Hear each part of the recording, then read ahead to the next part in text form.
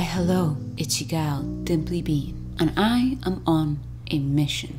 So as you may or may not know, a few weeks ago I attempted to make fluffy pancakes. And I somewhat achieved this, but frankly, they weren't good enough. I know what you're all thinking, oh Dimply Bean, you can't bake, just stick to makeup. But no, I feel like I have something to prove. And I can't just leave that fluffy pancake video up there and not acknowledge that the result was subpar.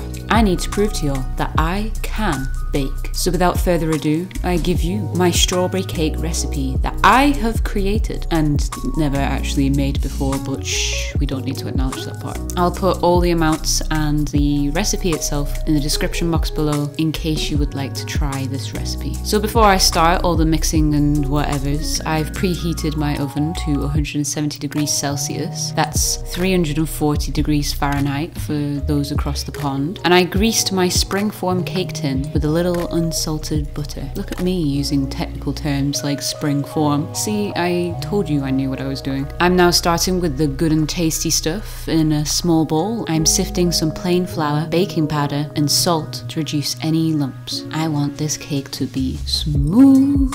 In a larger bowl, I'm creaming some unsalted butter and caster sugar until it is light and fluffy. This took around 3 minutes with an electric hand whisk. Next, I added my eggs in the messiest way possible, one by one, and beating them into subordination. I mean, until they are incorporated. I then beat in my vanilla and a little bit of pink food coloring, so now it looks more like someone threw up after eating a whole bunch of candy floss, aka cotton candy. To make my mix more appetizing, I added the dry mix that I sifted earlier and thoroughly mixed the two together. Once I am happy with how blended everything is, I folded in my chopped strawberries.